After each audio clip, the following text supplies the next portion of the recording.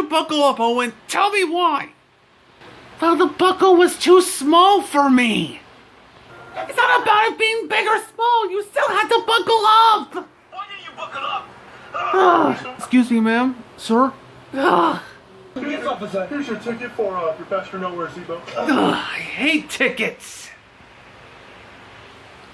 Why did you get a ticket, Duncan? Because of you. What do you mean? Why did I get a ticket? You're the one that's not buckled up. Excuse me. Yes, officer. You've been drinking tonight. I smell it on you. Your pupils are dilated. My eyes are not dilated. I promise you, my. He only had like 5 beers, officer. Stop lying! Shh. Look, I promise you, I haven't been drinking all day, Officer Goodman. Look. My wife and I and...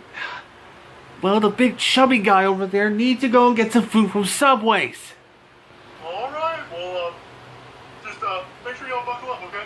But I can't fit the seatbelt. Have a nice day. You're gonna wear the fucking seatbelt. I promise you're gonna wear it. You can pull it out over here. Yes, Officer Goodman, have a nice one. Screw you.